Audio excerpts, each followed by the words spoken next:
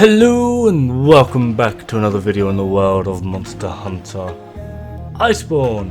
Today I'm looking at a blast bow, bit of a blast from the past, see what I did there, of utilising status bow. Now originally Rathian had a lovely poison bow, but that is no longer the case. It's dragon, hidden element, and has an affinity for using poison coatings. However, we do have a good chunk of blast bows, and of course there is also a type of blast bow that has a bit of a healing ability on it, the Lunar Ruin.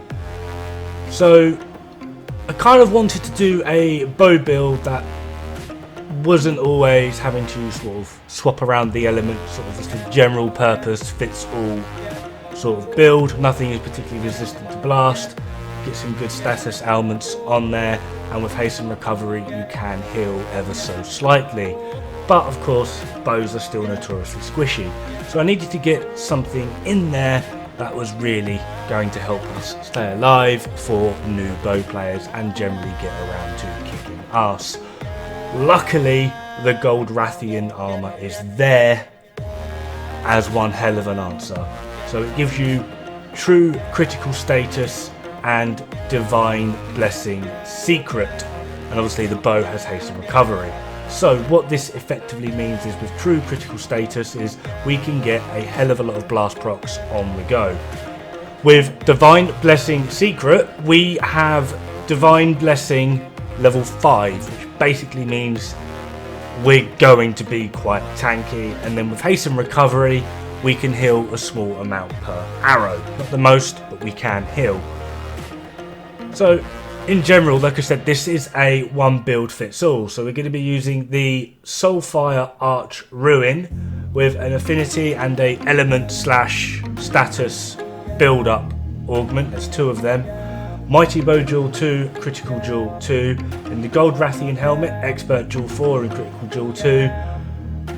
Gold Rathian chest with a refresh physique and then critical expert. Kaizat Van braces, we're using these for the weakness exploit already on there. Critical jewel 4 and then spread jewel. Gold Rathian waist with expert jewel 4 and challenger, and gold Rathian boots with challenger vitality, and then we're going to be using a demolition charm as well just to try and get the most out of those blast procs. Now the mantles are entirely up to you. I've put the ones that I like to use up there. Overall this build does work. It doesn't kick out the same sort of damage that the elemental bows use. At lowest it's 2.7% behind the weakest elemental bow, and at max it's 5.1% I think it was. So it is weaker, but you're not changing bow every 2 seconds. It's also really good in the team because you can get some sleep and some poison in there as well. It does act very good as a status bow. And just generally speaking, the utilizations of the blast procs are really handy.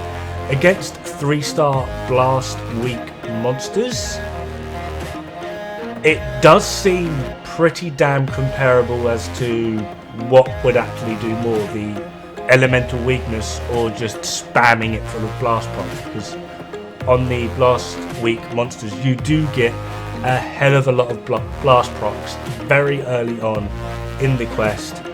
Obviously just later on as the sort of build up then multiplies and you get your diminishing returns start to set in, you really do notice a serious drop off in your damage output because you're simply just not getting those blast procs.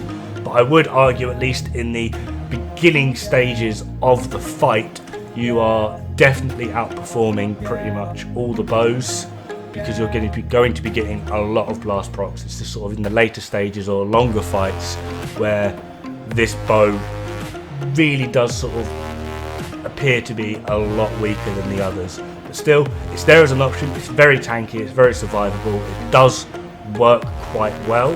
Just kind of wish there was a poison bow that I could utilise, but blast is all I've got at the moment, and it does make some pretty decent-ish work of most monsters. I mean, the Odigaran here is 2-star weak to blast, and he took about 6 minutes for me to actually kill or capture, and a lot of it was actually just sort of spent running around and trying to deal with the really annoying bleed proc that for some odd reason wouldn't go away.